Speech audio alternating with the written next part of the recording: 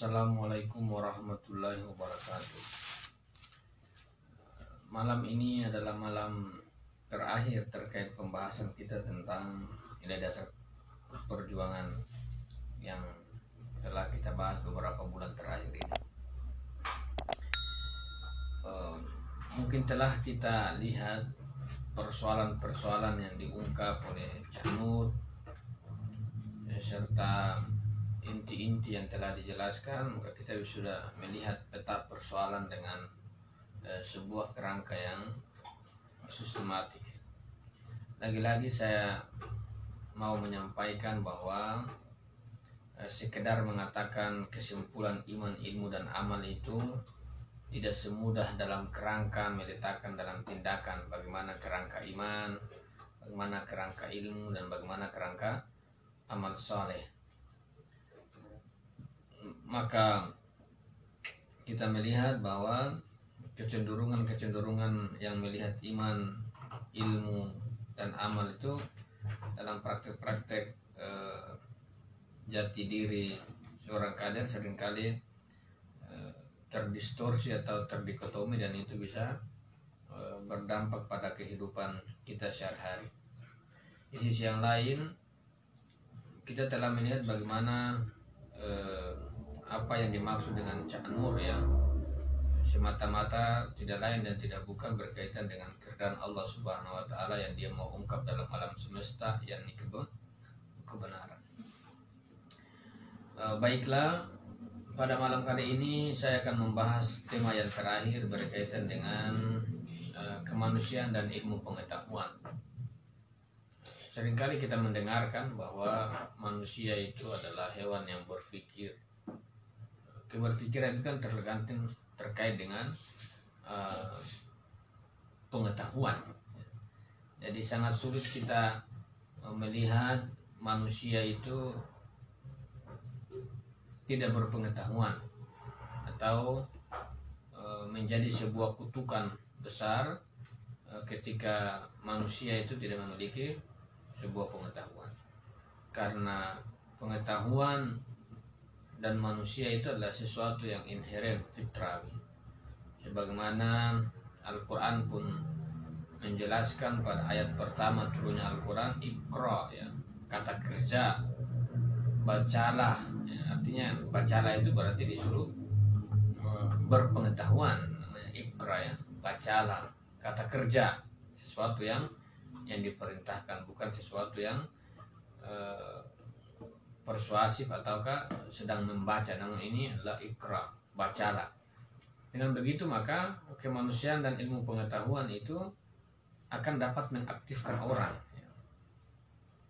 Jadi manusia yang cenderung pasif adalah manusia yang tidak memiliki sebuah pengetahuan, karena pengetahuan itu sifatnya aktif, dan keaktifan pengetahuan itu berkaitan dengan amal perbuatan. Hadis mengatakan awaludin al-ma'rifah, dasar agama adalah pengetahuan.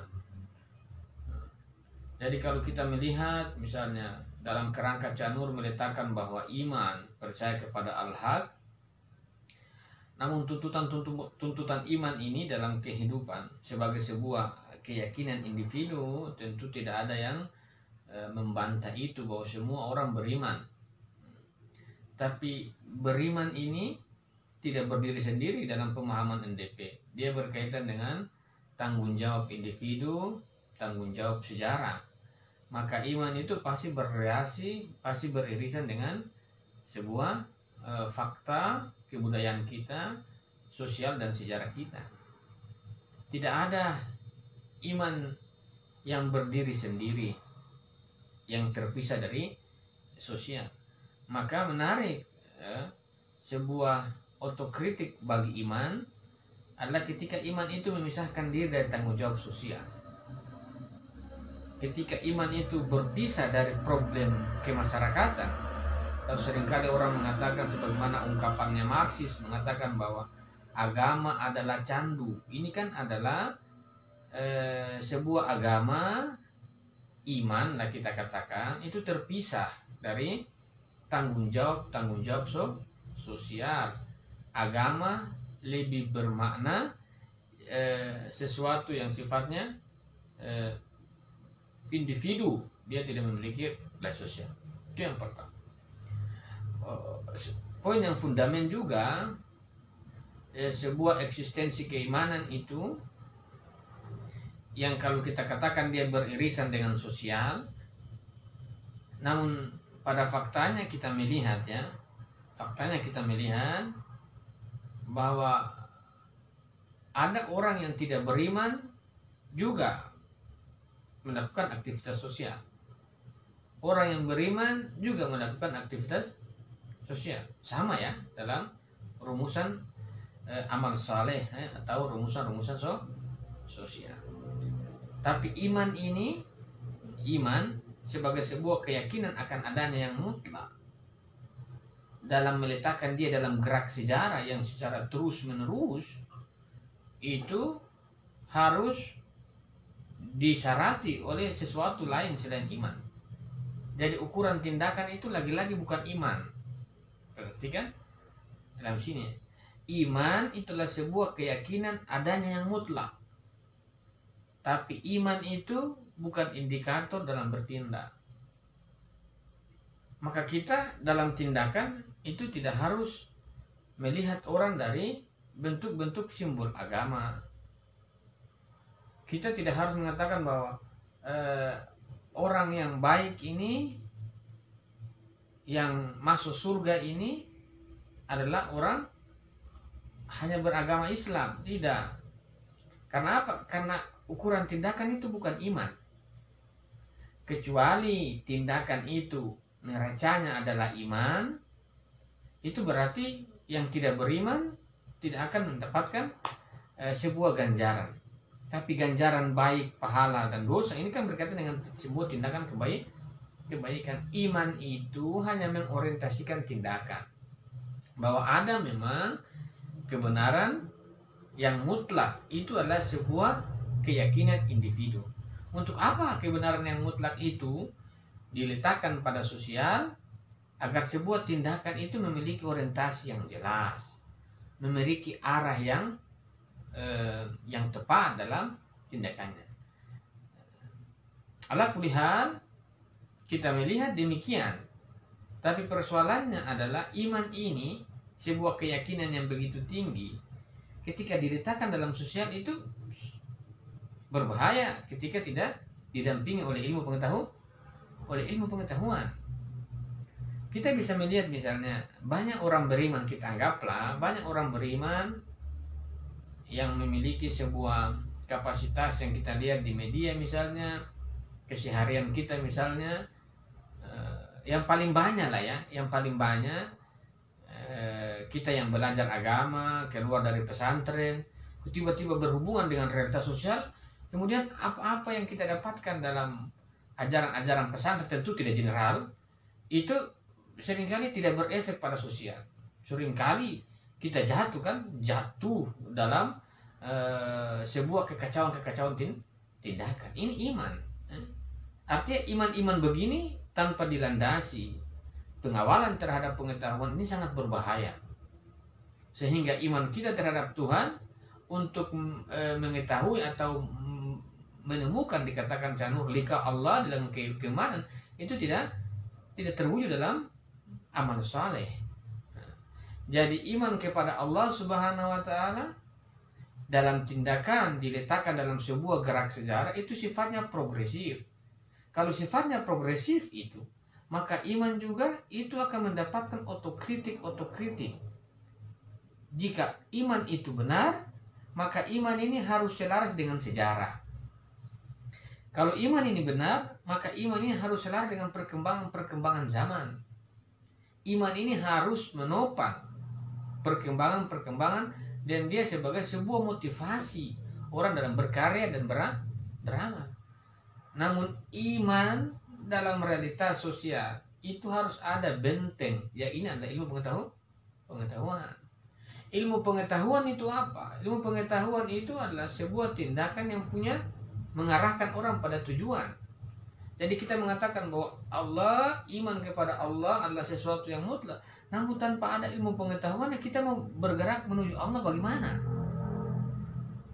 Kalau kita memiliki memiliki keyakinan yang kuat, misalnya dalam keseharian kita seringkali meyakini, karena keyakinan itu begitu kuat sampai kita sudah tidak memiliki sebuah ukuran-ukuran objektif, ukuran-ukuran ilmiah, ukuran-ukuran yang bisa diperhitungkan. Iman itu kalau dilepaskan dengan pengetahuan, maka iman itu tidak menemukan sebuah realitas, ataukah dia tidak bersifat realistis. Makanya seringkali kita melihat orang yang imannya terlalu yang kita bilang kuat juga tidak, yang selalu murni keimanan, itu selalu dia berbicara dalam kehidupan pokok begitu ya.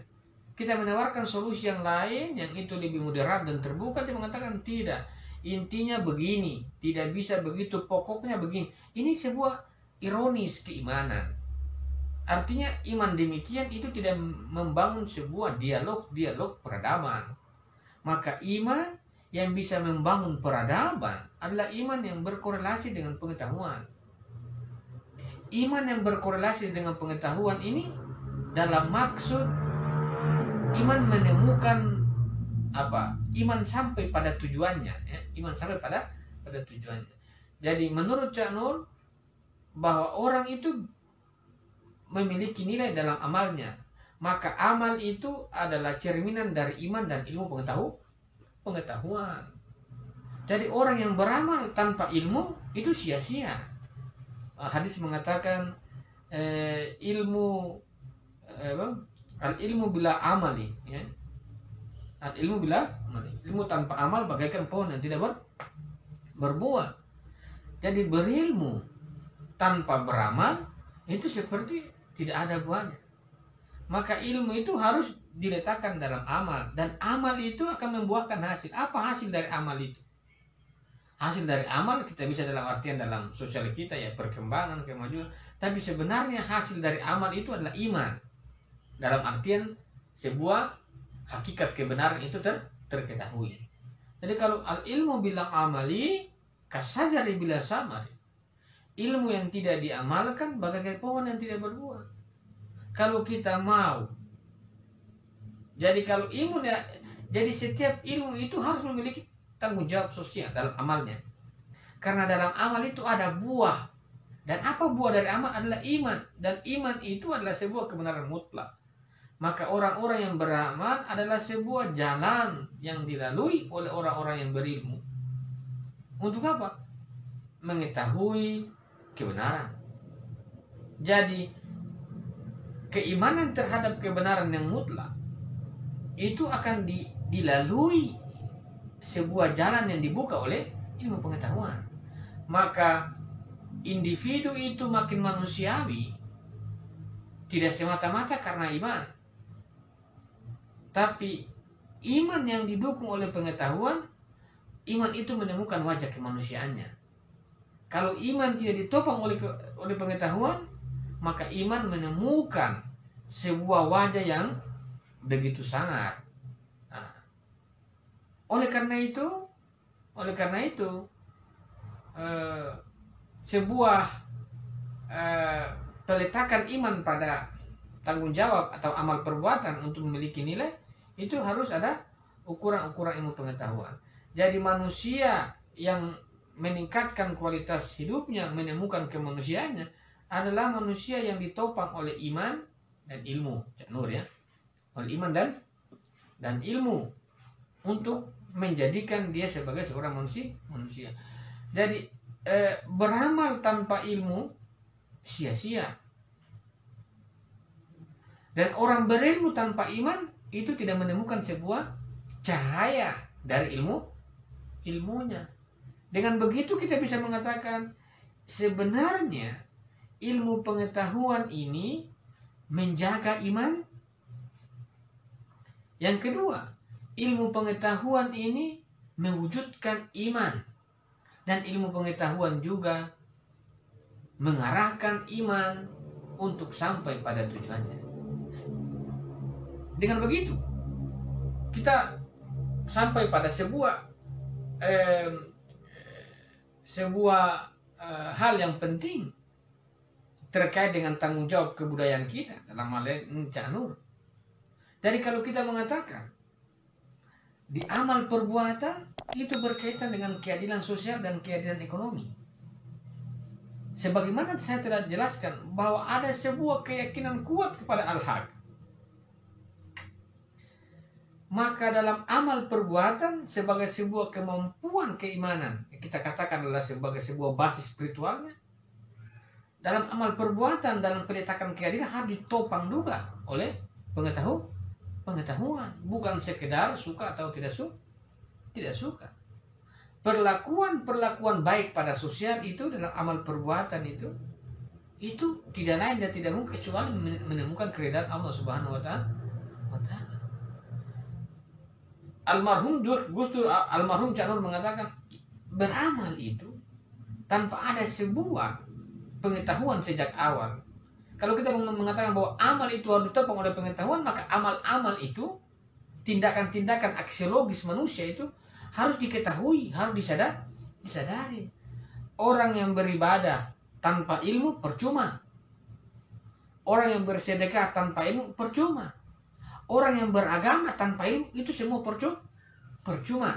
Kenapa? Karena orang beragama, beribadah tanpa ilmu untuk apa semua? Orang beragama tanpa ilmu nanti jadi ego. Orang beribadah tanpa ilmu pun jadi ego. Kalau semua itu menjadi ego, maka yang ada adalah sebuah penjara kemanusiaan. Menurut Adi Saryanti bahwa ada 4 penjara manusia: alam, sejarah, masyarakat, dan salah satu adalah ego. Ego ini yang paling bertahan lama dalam jiwa manusia. Sehingga sebuah kerangka-kerangka keimanan itu memang dibangun oleh kerangka-kerangka pengetahuan. Ada memang fakta orang meyakini, orang beriman tanpa pengetahuan. Saya kurang tahu ini dari mana teorinya. Melacak akar-akar epistemologi beriman tanpa berilmu itu, tanpa landasan ilmu, itu sangat akar-akar dalam dunia Islam ini dari mana? Salah satu teori yang mendukung beriman tanpa ilmu itu adalah sebuah akar-akar epistemik yang muncul dari abad 19 dalam teori Descartes, ya, yang mengatakan bahwa Tuhan itu hanya dalam hati. Hal ini berbeda dengan Cak Nur, bahwa dia mengatakan bahwa kebenaran itu ditemukan dalam alam dan sejarah. Teman-teman bisa merujuk pada teks ini. Nanti jangan sampai teman-teman mengatakan saya menjelaskan di luar dari teks. Cak Nur mengatakan bahwa menemukan kebenaran mutlak itu pada wilayah alam dan sejarah.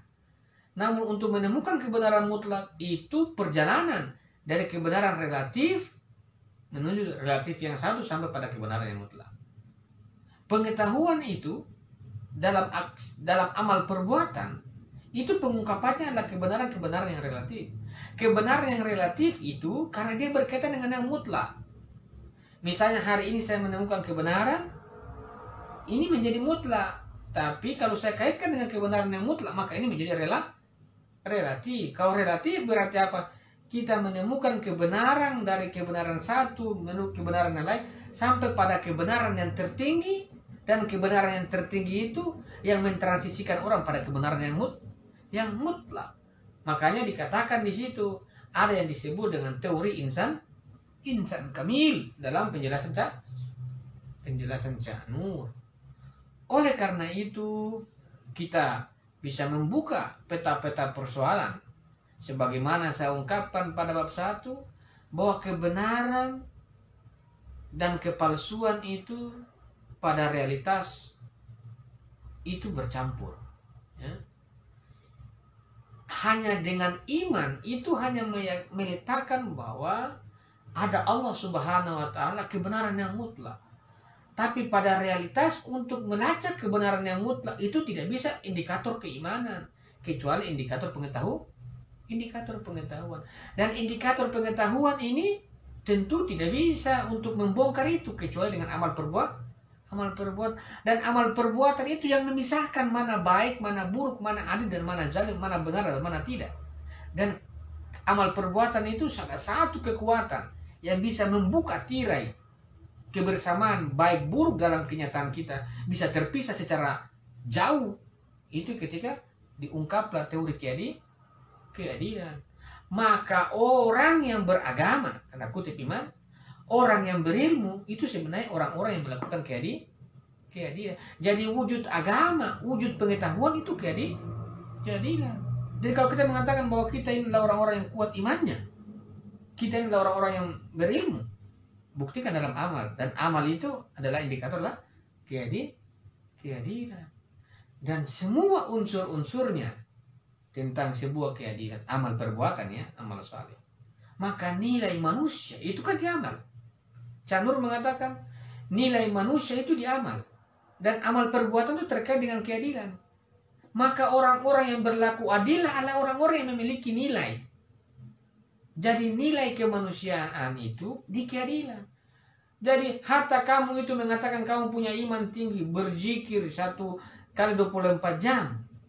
Namun dalam perlakuan sosial antum tidak adil. Semua menjadi kita tidak bisa menguji. Kita tidak bisa mengatakan bahwa orang tiap hari menggunakan tasbih, orang tiap hari menghafal Al-Quran, tentu itu adalah sebuah pahala dan baik-baik saja. Tapi ukuran itu semua bukan di situ. Walaupun itu adalah sebuah kebaikan dan sebuah apresiasi. Tapi itu semua diukur pada tanggung jawab sosial, amal saleh ya. Amal saleh. Dan yang paling berat adalah keadilan.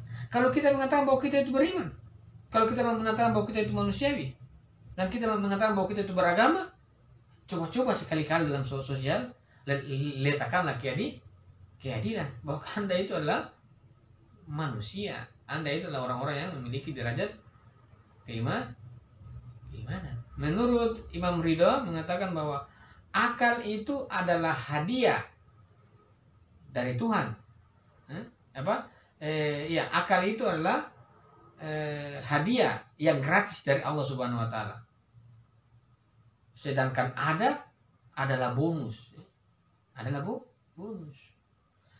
Adab itu adalah bonus. Amal ya.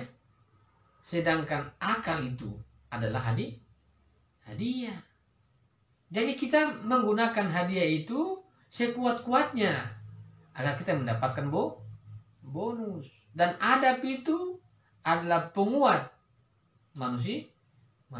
Maka keadilan sebagai sebuah adab itu akan menguatkan orang jati diri kemanusiaannya.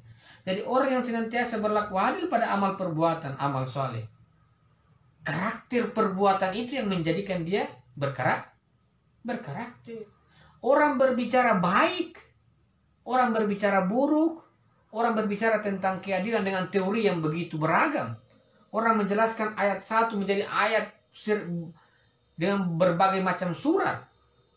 Tapi karakter itu bukan di situ. Karakter itu ketika ada pada amal perbuatan. Dan menurut Cak Nur, kebenaran mutlak itu bisa diungkap pada alam semesta, dalam sejarah. Dikaitkan dalam sejarah.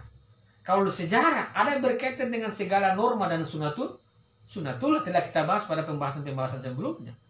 Yang menarik dari Cak Nur bahwa ada kebenaran mutlak yang diungkap pada alam semesta. Ketika ada pertimbangan akal, inteleksi, dikatakan rasio, dan ada pertimbangan hati.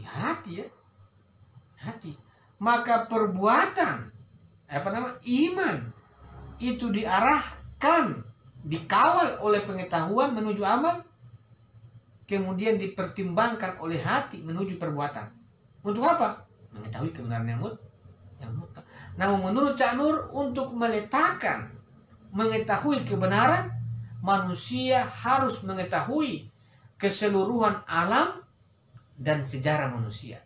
Dia akan menemukan kebenaran itu. Dan kebenaran itu pada amal perbuatan. Amal perbuatan itu adalah keadilan. Maka keadilan adalah jalan untuk mengetahui kebenaran, mana yang hak dan mana yang batil, mana yang hakiki dan mana yang berpura-pura. Jadi kalau kita bisa dari sekian banyak pertemuan, kita bisa mengambil sebuah kesimpulan. Sebenarnya Cak Nur mau katakan apa? Dalam NDP ini? Nilai dasar perjuangan. Nilai dasar perjuangan. Apa dasar dari sebuah perjuangan yang bernilai itu. Dasarnya apa? Nilai dasar perjuangan. Nilai ini kan diperbuat, tapi dasarnya apa? Dasarnya adalah bukan hanya sekedar ilmu. Dasarnya adalah iman dan ilmu dalam kerangka amal. Jagalah iman Anda dengan kerangka pengetahuan. Jagalah iman kita dengan pengetahuan dan wujudkanlah iman kita pada amal perbuatan. Untuk apa? Menciptakan karakter diri kita. Jadi orang yang beriman tidak berilmu, mau diapakan imannya? Ini yang disebut dengan dogmatis, fanatik. Iman yang fanatik ini iman tanpa ilmu. Orang berilmu tanpa iman, tidak ada cahaya dalam relung batinnya. Orang beriman dan tanpa amal, sia-sia semua hidupnya. Apa yang kelak dia pertanggungjawabkan dengan apa-apa yang dia miliki? Orang beramal tanpa ilmu itu pun kekosongan. Dengan begitu, ketiga variabel ini menjadi hal yang fundamental, bisa menyusun kebudayaan dan peradaban kita. Dan ini menjadi sebuah dasar dan nalar dalam pergerakan teman-teman yang berhimpun. Tidak hanya semata-mata mendapatkan mau mencari popularitas, tidak. Melihat ini semua sampai pada kesimpulan iman, ilmu, dan amal itu harus disusun oleh kerangka yang sistematik. Ini berbicara tentang amal perbuatan dan ini paling sulit dilakukan. Bukan hanya sekedar bahasa-bahasa teriakan aksi, tegakkan keadilan. Bagaimana Anda meletakkan keadilan dalam amal perbuatan? Kalau baca buku juga jarang, kajian juga tidak. Maka omong kosong itu, teriakan meletakkan keadilan harus adil-adilnya. Kalau kita belajar juga tidak, kajian juga tidak. Ini omong kosong semuanya. Dengan begitu, maka standar intelektualitas perlu terus diasah. Standar spiritualitas terus dikembangkan. Agar apa? Amal perbuatan itu tidak lain dan tidak bukan tujuannya kecuali al-haq. Untuk apa? Nyata mana yang benar dan mana yang tidak. Bersyukurlah orang-orang yang mengetahui kebenaran, dan bersyukur pula orang-orang yang menyingkap kebenaran dengan amal perbuatannya yang dibuka oleh pertimbangan-pertimbangan pengetahuan dan keimanan. Mudah-mudahan penjelasan saya terakhir ini membantu kita untuk bisa memetakan kehidupan kita dengan penjelasan ini. Yang insya Allah kita akan melanjutkan dalam kajian-kajian berikutnya. Yang insya Allah saya juga akan mengkaji filsafat sejarah HMI-nya yang berkorelasi dengan NDP. Sekian dari saya. Mohon maaf. Assalamualaikum warahmatullahi wabarakatuh.